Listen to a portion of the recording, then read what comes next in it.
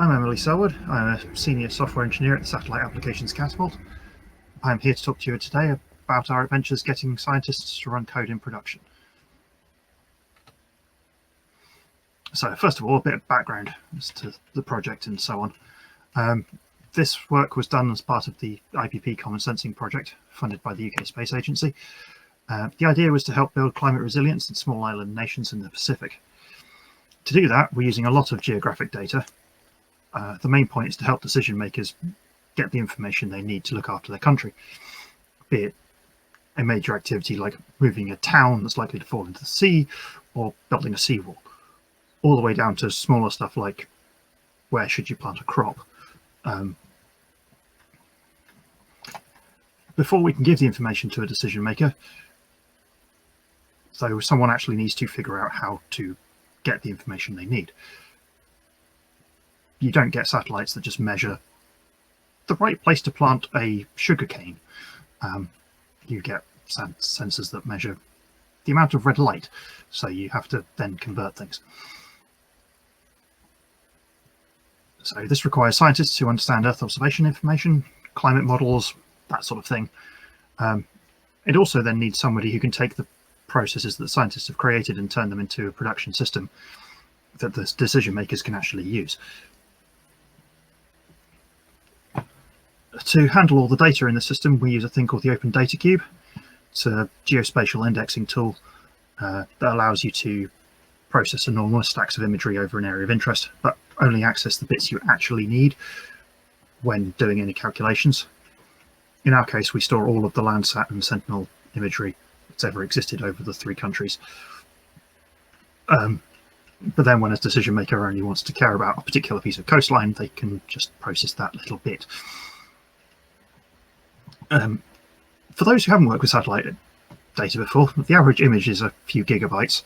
They usually have more than just the plain RGB bands you get in a standard image, infrared, that kind of thing, special bands for greens and that kind of thing. The resolution is usually defined by the amount of ground covered. So a pixel may be 10 meters square. So that means 1 pixel in the image is 10 meters on the ground. Some imagery is available at like 30 centimeters per pixel, but that tends to be pretty expensive. The Sentinel satellites provide 10-meter resolution, and the Landsat's 30. Currently, we've got around 50,000 images in the Open Data Cube, but that's going up as we get more data. And you know, each one being a couple of gigabytes, it's fairly large fairly quickly. The thing that makes all of this work is that our scientists are able to write a code.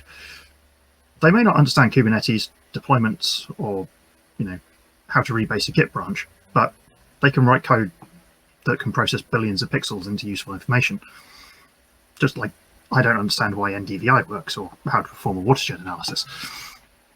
We all have our own skill sets, and it's important to recognize this. Much like Dr. Steverance's great diagram about imposter syndrome, we all have unique skills. Some that overlap in some places. We both write code, but they understand things that we don't, and we understand things they don't. So, the system. This is a sort of very, very high-level block diagram of what the thing does. On the left, we've got the decision makers. On the right, the Open Data Cube, data storage. Some of the possible processes are listed at the bottom. This isn't exhaustive, and it is expected to change over time. New discoveries or improved processes will need to be implemented as then and made available. So we're also a smallish team. There's been about 5 or 6 of us working on this. So just working through the initial set of processes has taken a little while anyway. The API server is able to describe what processes are actually available. The end user can then request one. The task is dispatched to a worker, and sometime later the result is available. Some of these can take a while. It mostly depends on how much area has been selected in the time window that the process works over. It can be between 5 minutes and an hour, usually. For the work queue, we're using Redis and Celery.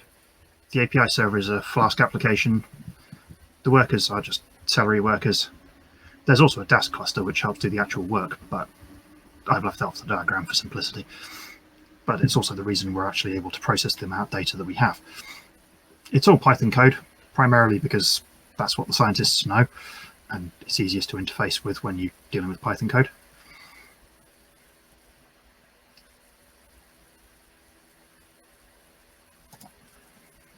So this is an example of what what comes out the other side. There's a NDVI anomaly image overlaid on a usual satellite background, so like you'd get from Google Maps. NDVI stands for Nominal Derivative Vegetation Index. It basically comes out as being how healthy plants are. The more green plants in the area, the higher a value you get from it. The less green plants, the lower the value. And this one is comparing two sets of NDVI values over time, so you can find where it's changed. This can mean a crop's been harvested or something like that, but it can also mean that trees have been cut down or there's been a major landslide or something similar. To do these, it requires a stack of imagery as a baseline and another stack of imagery as the analysis time period. Usually it's a good idea to use a couple of months-ish for that, which will months worth of imagery for both of them, so you can get enough cloud-free pixels to get full coverage over your area. Clouds are the bane of Earth observation people everywhere, and astronomers. But by aggregating over time, we're able to take just the pixels that are cloud-free, and there we go.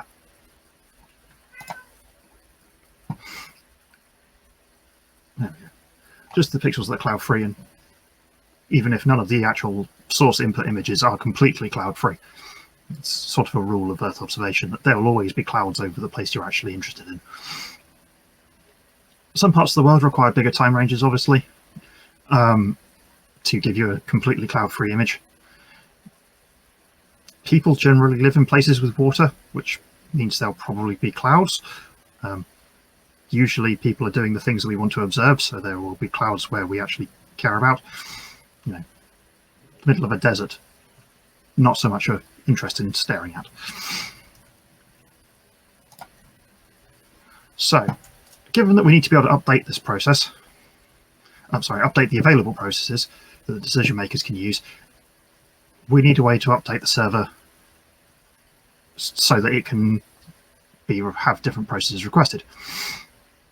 Our first attempt at doing this, 3 steps. Scientist creates a notebook. They do all the validation. They work through it in a Jupyter notebook, access the data cube, figure out a process, come up with something that works.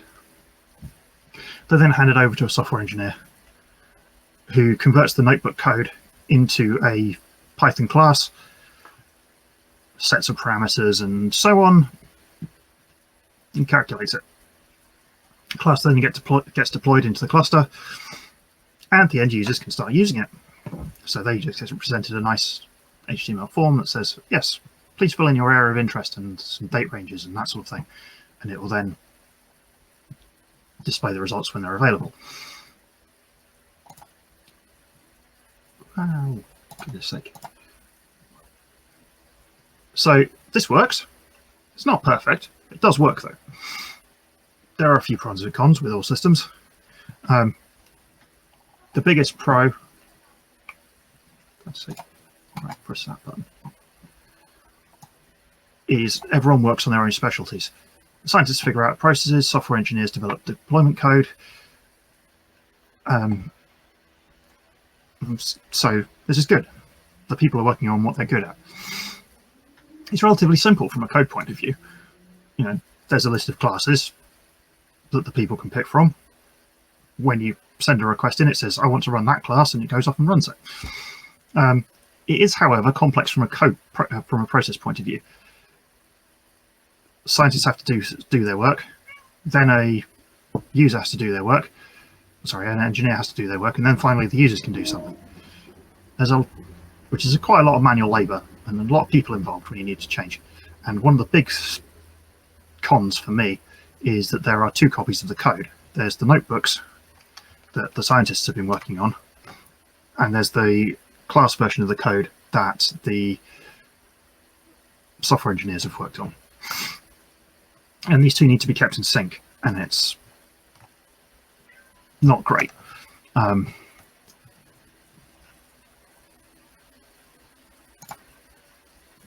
So, can we do something about the middle step? It'd be really nice to make it go away. We can reduce the time that needed to deploy a change. We can improve the user's experience. The scientists can feel more productive. There's nothing worse than trying to making a change to something than having to wait a week for a software engineer to finish a sprint so they can update the other version of the class. It would be really nice if the scientists could directly write the class, but then they lose out on the cool stuff that you get from using a Jupyter notebook, which the exploratory bits. You can do this. There are things like mbdev, that kind of thing, but it ends up with quite a lot of sort of boilerplate added on top of it. The scientist has to write their code as a class rather than writing it as just an exploratory notebook. So can we just use the notebook directly? Yes. What we ended up doing is the API server and the workers pulling the latest notebooks out of GitHub when they start up. The Jupyter notebooks provide a handy NB format library, which parses all the notebook for you and extracts the various bits. And it's a matter of going through them, pulling out the code blocks, converting it into a valid class, which is mostly a formatting problem because Python. There are some fun bits around extracting parameters and so on. We ended up having to use magic comments because they are functionally invisible to the notebook, but we can get extra metadata like the allowable values or descriptions and that kind of thing. For instance, a resolution parameter shouldn't be able to be set to be less than the actual resolution of a satellite. It doesn't make any sense to try and create a 5-meter resolution NDVI image from a 10-meter source image. You're just going to have 4 pixels with the same value where you had one before. The comment markers also allow us to mark cells of the notebook to be skipped in production code. This allows the scientists to include checks and plots and that kind of thing, all the fancy extra bits that Jupyter notebooks provide you. But they don't need as part of the final result. They're just there for sort of their validation as they're working. Things like the display name of the process, the description of it, that kind of thing can all be pulled out of the markdown. That's already included with the notebook anyway, because they write a description of what they're doing so that following scientists can see what's going on. The result of that process can then be added to the Python path, and the API servers and workers can use that process as requested. So that's quite good. There are, of course, pros and cons to this new system. The biggest pro, of course, is there's no need to manually translate code, creating significant reductions in the time it requires for a change to actually end up in the live system. It does require that the scientists use Git branches and pull requests properly. We found this reasonably easy to teach them, and GitHub provides settings to stop people merging branches directly if you want. We found sort of working these in gradually over time kind of solved a lot of this for us. The other big problem is around broken code. So if someone manages to commit a process which doesn't actually work, it gets removed from the system because the worker starts up and says, "Oh, I can't understand that notebook. I'll just ignore it," which can be mitigated to an extent with code reviews and so on, but it could be better. We also still require the application to be restarted, as the GitHub repo is only checked on startup. There may be ways around this, but we're still looking at them. And the other downside is the testing and validation. It's mostly up to the scientist how much testing actually has happened to the process before it gets deployed. This is okay. Jupyter notebooks don't make it entirely easy to create unit tests, that kind of thing, and the system itself doesn't really lend itself to unit testing an entire process that takes 10 minutes to validate. Also, some scientists don't entirely understand the point of unit tests, but that's a different fight.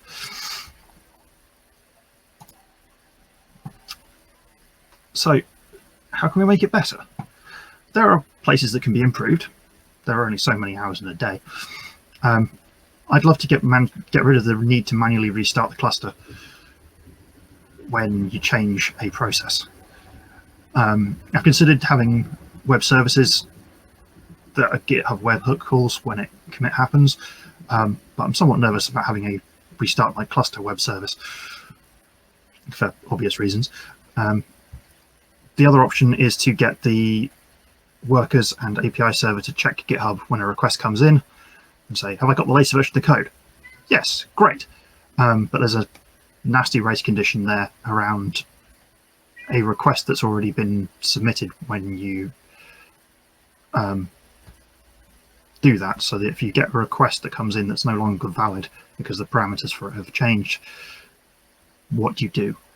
You've already said that you've accepted it to the user, but then it's going to get rejected, and yeah, it becomes a little more hairy.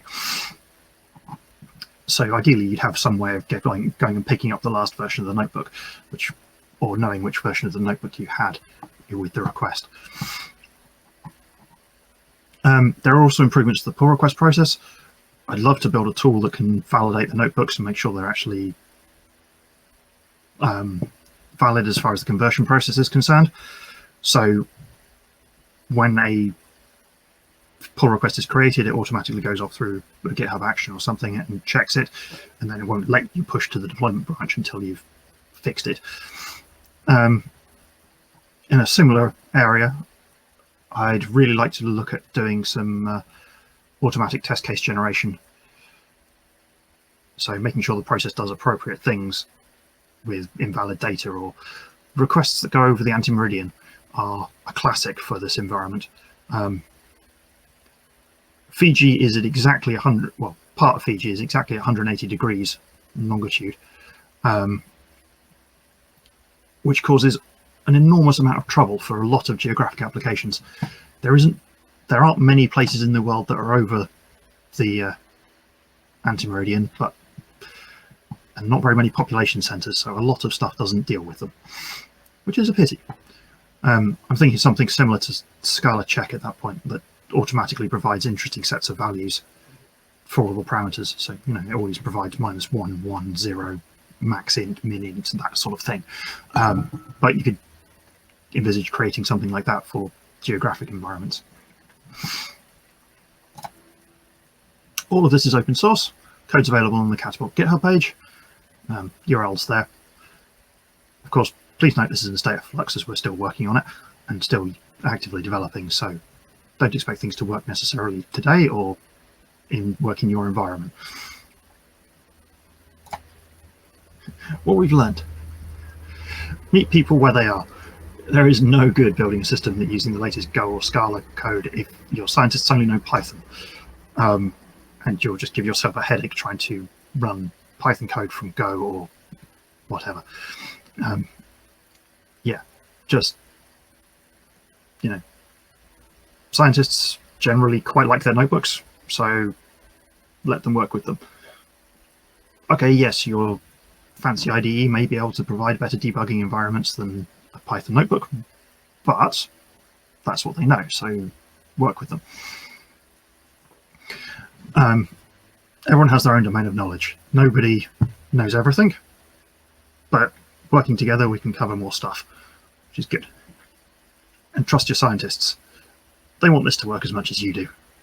No one likes releasing broken stuff into production, and they get quite excited when you actually allow them to do that. This sort of, it's quite interesting for them. A lot of scientists are used to having to go through gates to get stuff into the world, and if you can prevent that, that's good. Code that writes code is a bag of cats. There's no better description for it. It's amazing when it works, but it can be really hairy to debug. And final thing is, building tooling is really rewarding. Nothing quite like making someone's life easier, especially the person that you work next to. Suddenly you've shaved 10 minutes off every day, and it's like, this is amazing, it works, great.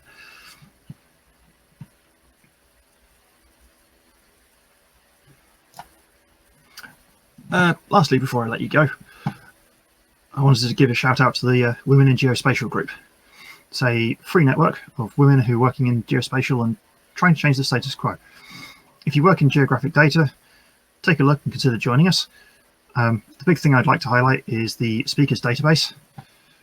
We've built a database of speakers around the world who are willing to talk about geospatial topics, and you can search by topic or region or that kind of thing. Yeah, there's no excuse for a manual anymore in the geospatial world. I'd like to say solved the problem, but you still actually need people to go and look at it. Thank you. If you have any questions, please reach out on social media. I'm at Emily W. Selwood on Twitter. And thank you.